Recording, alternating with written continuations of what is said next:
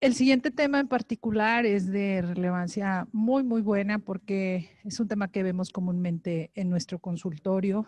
Es un tema controvertido y difícil en esta etapa de la vida. Nuestro invitado, el doctor Alejandro Chapa, a lo largo de su currículum, pues ha estado especializándose en este tema y en particular en mi carrera también me ha gustado muchísimo participar en ponencias de síndrome de ovario poliquístico.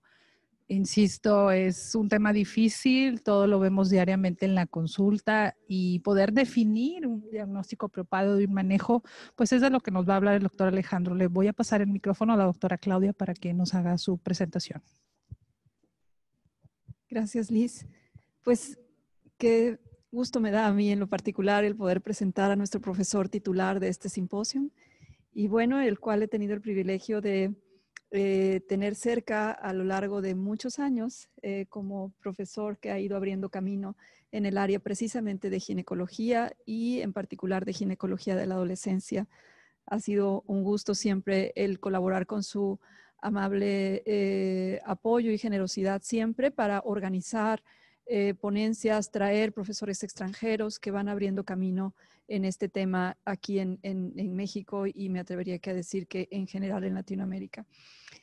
A mí me parece que podíamos hablar mucho de su currículum, pero me enfocaré en lo más relevante. El doctor es egresado de la Facultad de Medicina Autónoma de Nuevo León de la carrera de médico cirujano. Tiene la especialidad en ginecología y obstetricia también por la Universidad Autónoma de Nuevo León. El doctor hace un fellow en medicina reproductiva e infertilidad en el Health Science Center de la Universidad de Texas en los Estados Unidos. Tiene un diplomado en colposcopía. Es expresidente del Colegio de Ginecología y Obstetricia de aquí de Monterrey, exprofesor de cátedra de pregrado de la Universidad de Monterrey. Es miembro del Colegio Mexicano de Ginecología y Obstetricia. Y pues bueno, hoy tenemos el privilegio de escucharlo con esta plática de síndrome de ovario poliquístico. Muchas gracias, doctor Chapa.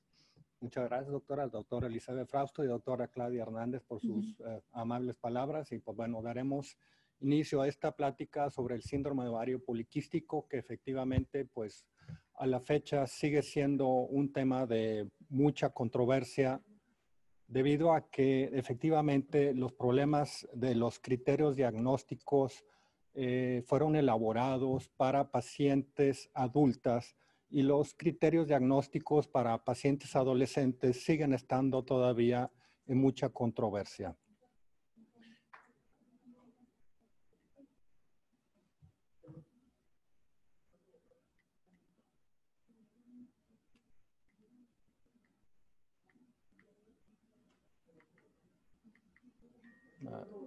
Es que el de abajo, ahí está. Perdón. Por mi parte, quiero comentar que no tengo ningún conflicto de intereses. Los objetivos de esta plática serían hacer una revisión de la prevalencia y definición del síndrome de ovario poliquístico, unificar criterios diagnósticos y terapéuticos. El síndrome de ovario poliquístico se asocia con una serie de factores de riesgo para comorbilidades, mejorar la efectividad y seguridad y calidad en la atención médica para un mejor bienestar de nuestras pacientes. El síndrome de ovario poliquístico se conoce desde 1935 cuando los doctores Stein y Leventhal hicieron una publicación. El título de esta publicación fue Amenorrea asociada con ovarios poliquísticos bilaterales. Ellos describían un cuadro clínico con un problema de amenorrea, obesidad, hirsutismo y ovarios poliquísticos.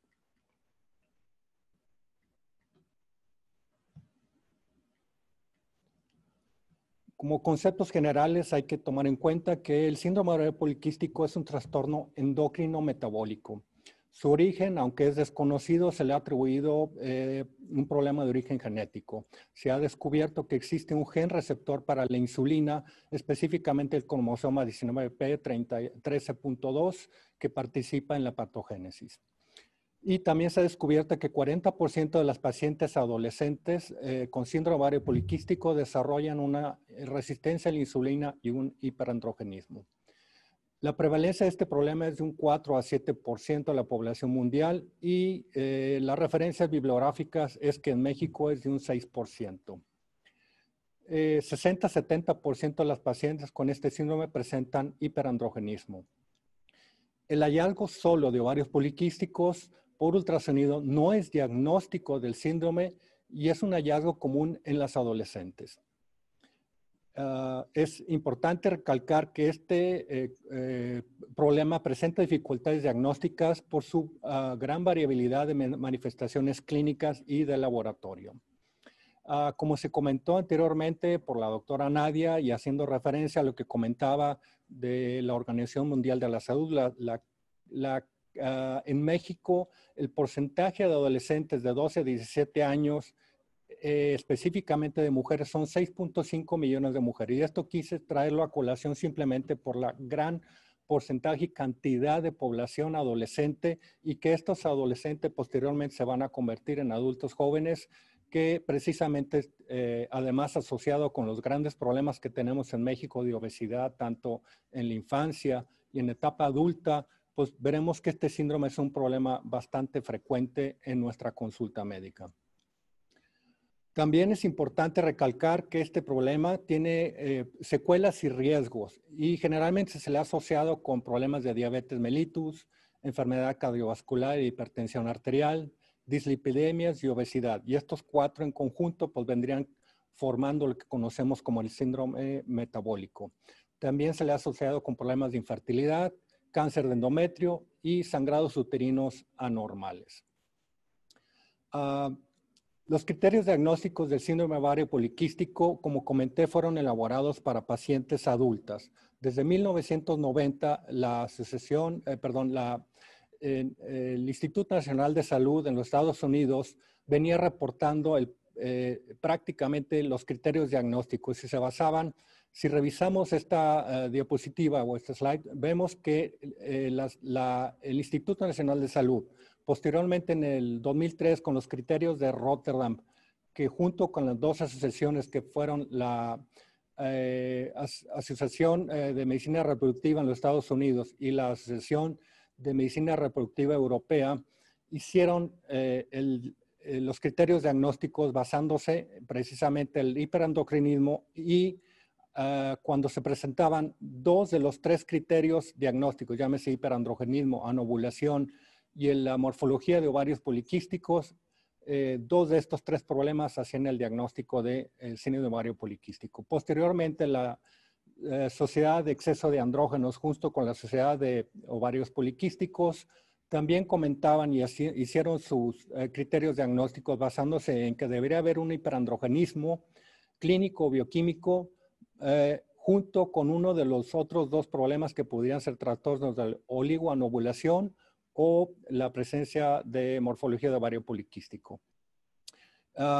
El hiperandrogenismo que se presenta en la clasificación de los criterios en la Sociedad de Exceso de Andrógenos no incluían el acné dentro del hiperandrogenismo siempre habrá que excluir cualquier problema que esté relacionado con la producción de hiperandrogenismo que no sea de origen menstrual. Muy bien. Entonces, resumiendo, básicamente los criterios diagnósticos para adultos era el hiperandrogenismo que se puede manifestar cuando hablamos de signos clínicos como hirsutismo o acné, que no se incluye en el acné en el síndrome de exceso de andrógenos.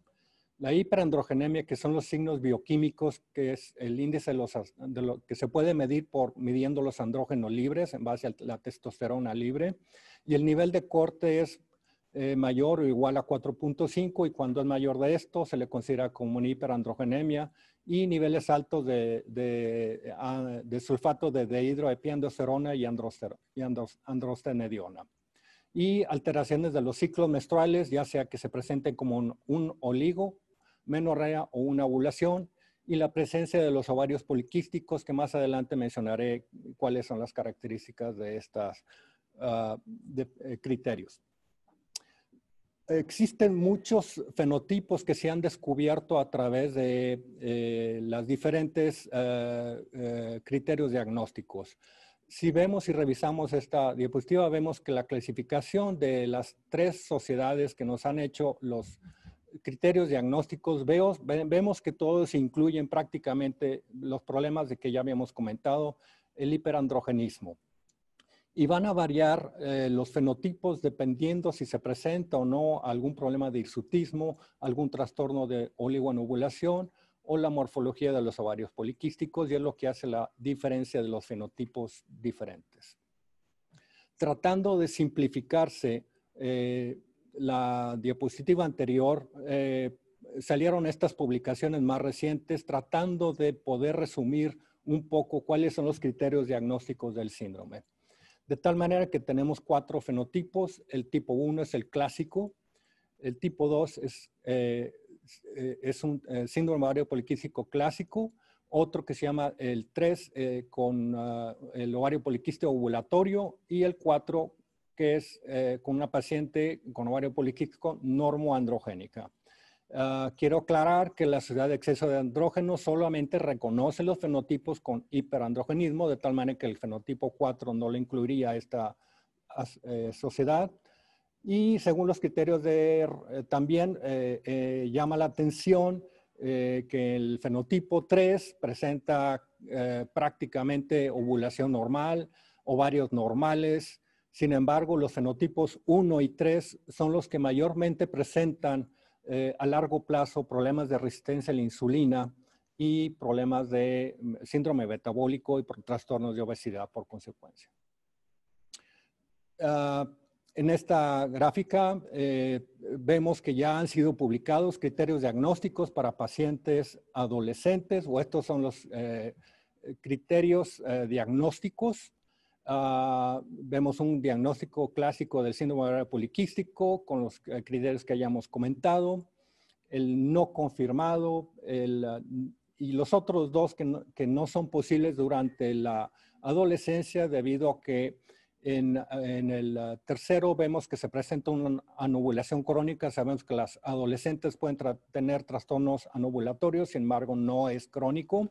Y en el siguiente, pues si hemos considerado que el hiperandrogenismo es uno de los criterios de inclusión, por eso no son posibles durante la adolescencia. Muy bien. 75% de los ciclos menstruales en las adolescentes varían entre 21 y 45 días durante el primer año de vida posterior a la menarca. 95% de las adolescentes alcanzan sus ciclos menstruales adultos de 21 a 40 días cerca del 5º año ginecológico. Hay que tomar en cuenta que esto es un problema más que todo de falta de madurez del eje hipotalámico epificiario. La anovulación en adolescentes, como lo comenté, es asintomática y es muy frecuente, y la anovulación sintomática en adolescentes tiene una persistencia de un 30%. De tal manera que se han propuesto estos consensos que deben de incluir 4 de los 5 criterios que son necesarios. Ya habíamos comentado los trastornos de oligomenorrea, que son ciclos de más de 45 días, o amenorrea cuando se asocian a ciclos por más de 3 meses después, 2 años después de su menarca. El hiperandrogenismo clínico es un problema difícil de valorar, ya que el 80% de los adolescentes vemos que tienen problemas de acné. Y el hirsutismo también es un problema más que todo que se presenta en las pacientes adultas. El hiperandrogenismo biológico se valora midiendo los niveles de testosterona total. Aquí viene la fórmula. Y debe valorar este nivel de testosterona en los días 3 a 8 después de 2 meses de amenorrea. La resistencia a la insulina se presenta en 40-50% de las pacientes. La hiperinsulinemia nos puede generar un trastorno ya conocido como acantosis nigricans, y el hecho de que presenten acantosis nigricans prácticamente con eso ya nos indica que la paciente tiene una resistencia a la insulina. Los ovarios poliquísticos por ultrasonido, como comenté, son prácticamente valores hechos para pacientes adultas. De tal manera que es común ver en las pacientes adolescentes que tengan ovarios un poco más grandes de lo normal o presencia de quistes en los ovarios que nos hacen confundir de alguna manera con este síndrome. Resumiendo, entonces, los criterios diagnósticos en ovarios poliquísticos en adolescentes es un trastorno de oligoanovulación hiperandrogénica, y que debemos de entender que siempre tiene que haber la relación de un trastorno en su menstruación, ¿sí? Y que esto debe ir asociado con dos problemas básicamente, que es el hirsutismo moderado o severo, que nos va a evidenciar el problema de hiperandrogenismo, y un acné vulgar inflamatorio moderado o severo, lo cual nos hace prácticamente sospechar de estos problemas. Y cuando veamos estos dos problemas en los adolescentes, por favor, sospechen de este problema. ¿Cuál es la fisiopatología? Bueno, básicamente la fisiopatología de este problema es que los pulsos de la GnRH están incrementados. Hay un aumento en la síntesis de LH, esto es un problema de luteinización en las células de la teca, y una disminución en la liberación de FSH. Hay mayor reclutamiento, pero falta un desarrollo de los folículos en las células de granulosa. La resistencia a la insulina nos va a generar un problema de hiperinsulinemia, que esto va a provocar que los receptores de IGF, que es Insulina Growth Factor número 1, actúan como cogonadotropinas, aumentando la sobreexpresión de la enzima P450C17, que son las enzimas que llamamos hidroxilasa y liasa en las células de la teca. En el ovario hay receptores para la insulina y el Insulina Growth Factor 1, y los Insulina Growth Factor están bajo controles de la FSH en la foliculogénesis. La insulina es un regulador en la producción hepática, disminuyendo la Insulina Growth Factor Binding Protein 1 y los niveles de hormonas sexuales Binding Globulin, disminuyendo la aromatización y aumentando los niveles de testosterona libre. Aquí vemos prácticamente lo que estaría pasando en la paciente con el ovario poliquístico. Como comenté, conversión de testosterona por las enzimas, la hidroxilasa y liasa se incrementan, lo cual nos incrementa los niveles de androstenediona y testosterona. A su vez, hay problemas con la aromatización, con lo cual tenemos más niveles de estradiol libre, generándonos también esto una estimulación, incrementando los niveles de LH. En esta otra gráfica vemos cómo comenté la insulina a nivel del hígado disminuye los niveles de SHBG y los niveles de IGF-BP1. Por consiguiente, al disminuir la binding globulin de las hormonas sexuales, incrementan los niveles de testosterona libre, lo cual nos va a provocar prácticamente lo que habíamos comentado, el hiperandrogenismo. Muy bien. ¿Cómo vamos a hacer el diagnóstico de ovarios poliquísticos? Hay que pedir una determinación hormonal y hay que pedir niveles FSH, LH, estradiol, progesterona, testosterona, incluir el dehidroepiandrosterona y sulfato de dehidroepiandrosterona en estos estudios. Es común que la relación de LH y FSH estarían incrementados al 2, o sea, están invertidos. La hiperinsulinemia es una relación que se mide con el índice de OMA y es una relación de glucosa sobre insulina y el valor de corte es de menos 4.5, lo cual nos sugiere una resistencia a la insulina. Sin embargo, hemos visto que en algunos países estos niveles de corte varían, incluso pueden ser menores, con lo cual encontraríamos más pacientes con resistencia a la insulina. También la resistencia a la insulina, aunque es menos común, la hiperinsulinemia se recomienda hacer el índice de OMA. La resistencia a la insulina se puede medir por una curva de tolerancia a la glucosa con una carga de 75 gramos y estudio de 2 horas y los valores de referencia vienen ahí reportados. Cuando tenemos valores de más de 200 se diagnostica como diabetes, abajo de 140 se le considera como normal. También hay que medir los niveles de prolactina sérica y perfil tiroideo, buscando precisamente buscar trastornos en sabemos que pacientes con hiperprolactinemias pueden tener amenorreas, a su vez pacientes con hipotiroidismo pueden tener trastornos también de ovulación y trastornos de sangrados uterinos anormales. Entonces, resumiendo, vamos a tener que, vamos a encontrar trastornos en los adolescentes con hiperandrogenismo, incremento de los niveles de los andrógenos libres, también incrementos de la insulina en más del 50% de los casos. Podemos encontrar niveles altos de androstenediona, sulfato de dihidroepiandrosterona, la testosterona total, la LH, aunque en ocasiones podemos también tener niveles de LH o relaciones FSH y prolactina normales. Los valores disminuidos de la hormona de la globulina transportada de hormonas sexuales, como ya lo había comentado. El hiperinsulinismo es fisiológico en el adolescente y no necesariamente se relaciona con el hallazgo clínico de resistencia a la insulina. Muy bien.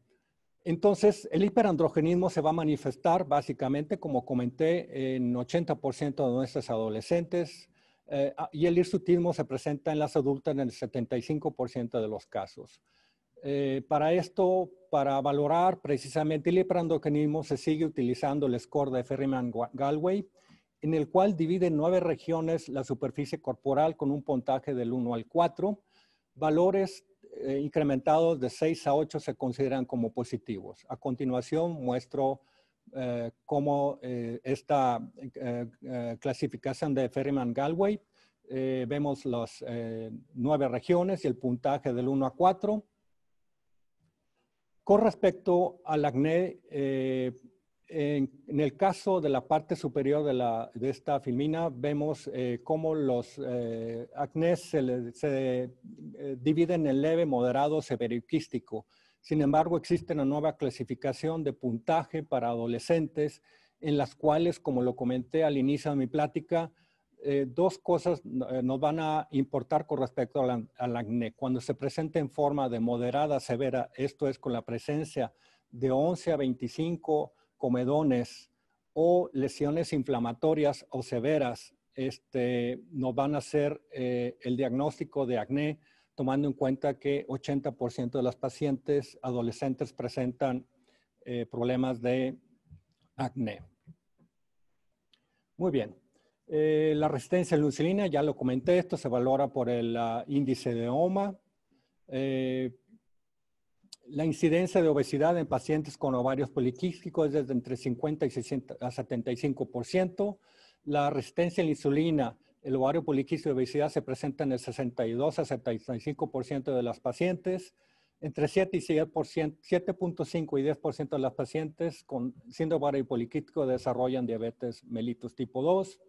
Entre 30% de las pacientes, 30 y 35 presentan la intolerancia a la glucosa, el síndrome metabólico en el 25% de los adolescentes y la resistencia a la insulina y la obesidad se asocia con ovarios poliquísticos, pero no siempre están presentes, por lo cual no son criterios de inclusión. Con respecto a la morfología del ovario, vuelvo a comentar que los criterios en la parte de arriba tienen que ser 12 o más folículos de 2 a 9 milímetros o un volumen ovárico mayor de 10 centímetros cúbicos. En el caso de las adolescentes, 30% a 50% pueden reunir criterios para ovarios poliquísticos y la evidencia actual sugiere que el volumen ovárico mayor de 12 o un solo ovario con más de 15 cc. El diagnóstico diferencial del diagnóstico del ovario poliquístico, no quiero meterme mucho en esta referencia porque ya fue comentado por el doctor Huitrón en la mañana, simplemente comentar que hay que pensar en un síndrome de Cushing, en el cual hay un incremento de la ACTH, lo cual nos va a provocar un aumento del cortisol, una deficiencia en la hiperplasia suprarrenal congénita de la 21-hidroxilasa, tumor productor de andrógenos por ovarios o suprarrenales, hiperprolactinemia con adenomas productores de prolactina y en el hipotiroidismo una disfunción tiroidea. Para el diagnóstico de Cushing utilizamos los niveles primero en saliva de cortisol, posteriormente la supresión con dexametasona y los valores de ACTH cuando hay mayor de 30 picogramos hay que sospechar en el síndrome de Cushing. Y en el caso de problemas en la hipófisis se sugiere hacer una resonancia nuclear o el TAC en caso de un problema de sospecha de tumores suprarrenales. Tampoco me voy a meter en este síndrome metabólico, simplemente comentar que la prevalencia es del 40-50% y vemos todas estas diferentes sociedades que han hecho sus clasificaciones del ovario poliquístico, pero hay que pensar que las secuelas a largo plazo son muy altas en las pacientes adolescentes con ovario poliquístico. Con respecto al tratamiento, el tratamiento de primera línea o primera elección siguen siendo los anticonceptivos orales. Básicamente, los anticonceptivos que utilizamos son con los progestágenos que se vienen mencionando ahí, ciproterona, drosperinona, dienogés y clormadinona. Habrá que tomar en cuenta que en el caso de la drosperinona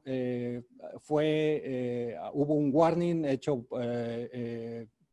por la FDA y también la COFEPRIS que nos alteran de los ligeros riesgos incrementados de problemas tromboembólicos. Este tipo de tratamiento se recomienda darlos por 3 a 6 meses. También se recomienda darle el acetato de ciproterona por 7 a 10 días en la segunda mitad del ciclo. La progesterona micronizada de 100 a 200 miligramos por 10 a 14 días. Los antiandrogénicos, voy a mencionarlo rápidamente, ya mencioné el acetato de ciproterona, pero también se puede dar la espironolactona a dosis de 40, se recomiendan dosis de 100 miligramos por día. El finasterida y la flutamida son 2 productos que también se pueden manejar. Desgraciadamente, estos 2 productos tienen efectos teratogénicos y también la flutamida tiene efectos hepatotóxicos. Hay que tomar en cuenta que pacientes que tomen este tipo de tratamientos deben de ser combinados con algún anticonceptivo buscando precisamente impedir que se vayan a embarazar. Los tratamientos cosméticos los podemos dividir en transitorios y permanentes, depilación, afeitarse, cremas, electrólisis, fotodepilación, eflornitina, que es el Bankia en crema al 11.5 y comedones infectados de antimicrobianos. En el caso de las pacientes con trastornos de insulinoresistencia, se recomienda dar la metformina. Las dosis varían desde 850 a 2500, con una mejoría en la resistencia a la insulina, disminución de los lípidos, normalización de la relación LH-FSH y mejoría en la ovulación y menstruación. El tratamiento quirúrgico con el drilling prácticamente es la última línea de tratamiento y está en desuso por la frecuencia de formación de adherencias y disminución de los números de los ovocitos. Citrato clomifeno en pacientes que estén buscando el embarazo. Cuando no se logran embarazar, se puede utilizar los inhibidores de la aromatasa como el letrozol y las menotropinas o FSH recombinante. Conclusiones. El síndrome ovario poliquístico es un trastorno ovulatorio con manifestaciones clínicas, tanto también como bioquímicas. El tratamiento incluye promover un estilo de vida saludable, modificando hábitos, reducción calórica en la dieta, ejercicio, mejorando la calidad de vida. Ninguna de las definiciones existentes incluye obesidad o resistencia a la insulina como criterios diagnósticos. La prevención de la obesidad y la resistencia a la insulina son fundamentales para prevenir los riesgos a largo plazo como hipertensión, diabetes mellitus, dislipidemias, cáncer de endometrio y accidente cerebrovascular. Los criterios diagnósticos son aplicables para adultos, no existen conceptos para adolescentes. Existen diferentes fenotipos, 50% de los pacientes pueden no tener obesidad. Deberá ser abordado de forma multidisciplinaria y la paciente deberá recibir información sobre los riesgos asociados sobre el síndrome de ovario poliquístico. Creo que la última. Muchísimas gracias y esperando que los criterios aquí vertidos sean de utilidad para la práctica clínica de todos nosotros. Gracias, doctor Chapa. Efectivamente, así es. Muchas gracias por esta amplia revisión. Es muy claro los criterios. Este énfasis en relación a tomarlo en cuenta desde la perspectiva de adolescentes, que hay que ser muy puntual, ¿verdad? En esto que usted nos recalca de manera tan clara y eficiente. Muchísimas gracias, doctor. Gracias por todo y en particular por todo el esfuerzo para este congreso. Muchas gracias. Muy amables por la invitación. Gracias, doctor. Y de nuevo, por cuestiones de tiempo, les pedimos, por favor, que sus comentarios, sus preguntas nos las hagan llegar directamente a los profesores y en este caso al correo que tienen en pantalla del doctor Alejandro Chapa. Y pues para terminar nuestro día...